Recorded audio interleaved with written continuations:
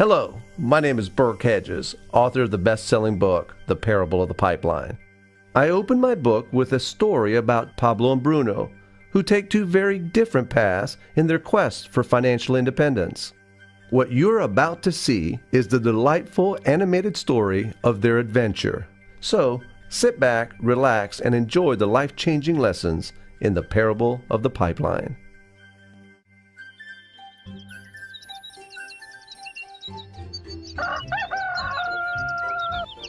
Far away, in a small village, near a beautiful valley, lived two friends, Pablo and Bruno. They were both young and dreamed of a better life for themselves. They'd often discuss their dreams about how they would become the most successful men in the village. They weren't afraid of hard work, and they searched for opportunities to help realize their goals and achieve their dreams. One day, an opportunity presented itself.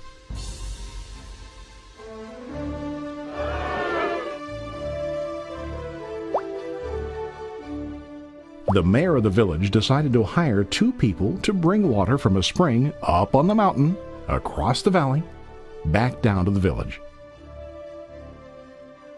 They were to be paid based on the amount of water delivered to the village.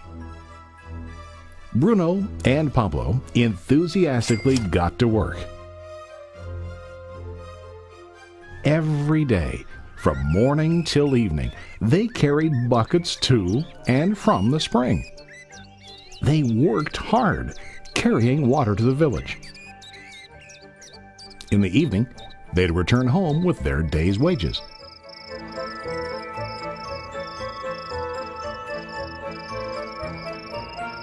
Bruno was satisfied with his work and the money he earned. He was sure that with this work he could achieve his dreams. Bruno thought that to increase his wages he could use bigger buckets to bring more water each trip.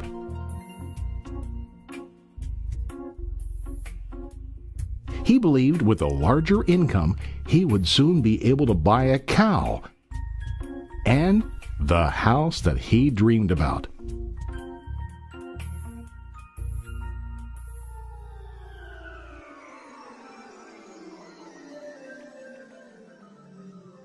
Now Pablo was not satisfied.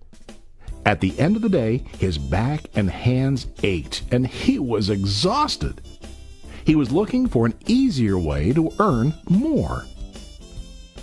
One day an idea occurred to Pablo. He imagined building a pipeline to deliver the water from the mountain spring to the village. With this pipeline, he could get more water to the village without carrying buckets back and forth from the spring to the village. Soon, he got very excited about his idea and began to plan. Pablo, of course, shared his idea with his friend Bruno and asked him to join with him to work on and help build the pipeline. Bruno thought the idea was crazy. All Bruno could think about was what his money could buy today and how to get it quicker. He felt that building a pipeline would slow him down and delay him in achieving his goals. Instead, Bruno got bigger buckets and went more often back and forth fetching water. He was sure that with this method, he could make more money. Pablo decided to build the pipeline on his own. He understood that it would not be easy to build, and it would take time to complete the pipeline. Pablo knew that it could take several years to finish, but he set his mind on his goal. Every day he worked and carried water like before. But on weekends and during his spare time, he worked hard to dig in the rocky soil and build his pipeline. In the first month, there was little to show for his work.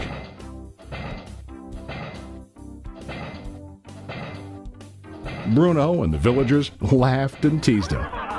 They called him Pablo the Pipeline Man. During this time, Bruno's income doubled. He already bought a cow and a bigger house. His lifestyle changed. He now spent time after work in the bar, enjoying his hard-earned wages from delivering water.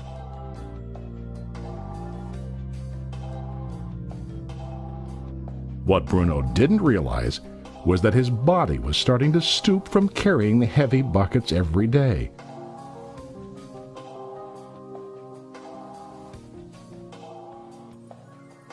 His face looked worn and his body tired.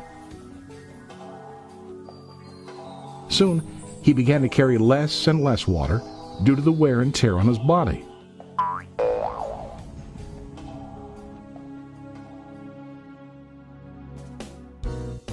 Month after month, Pablo worked. Soon a year passed, and then a second year. Finally, Pablo finished his pipeline. He now used his pipeline to deliver water to the village instead of carrying buckets. Pablo was now earning more money than ever before. The water continued flowing to the village, while Pablo wasn't working. While he slept and ate, the water flowed. Pablo was happy and proud of his insight, persistence, and hard work. Now his income flowed as long as the water flowed through his pipeline.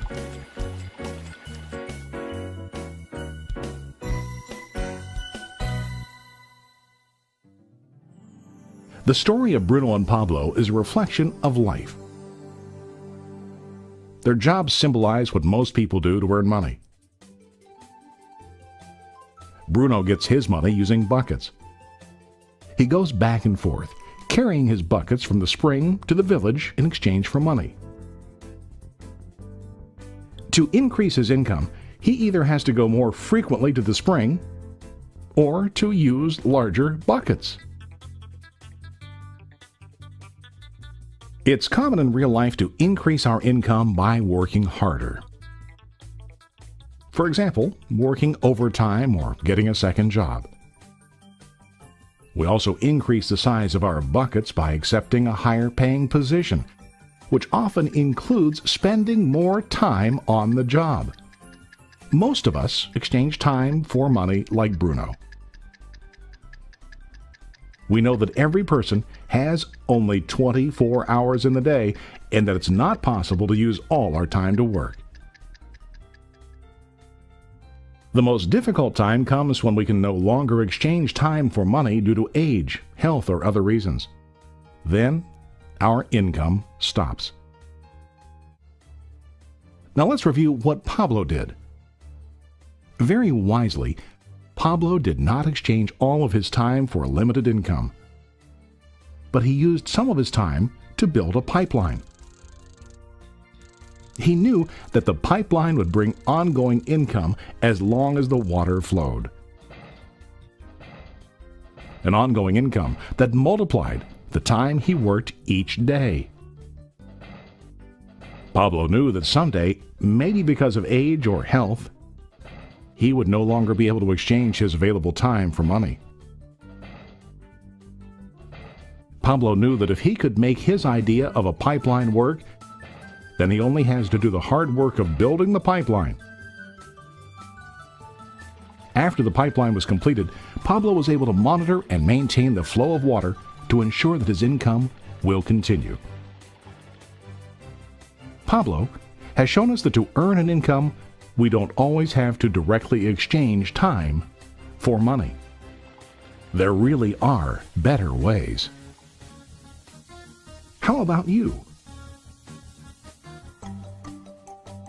Are you still like Bruno, who directly exchanges time for money? Or do you want to be like Pablo, building and maintaining a pipeline for ongoing income? If you are interested in the idea of building your own pipeline, contact the person who lent you this presentation. You can start building your pipeline today.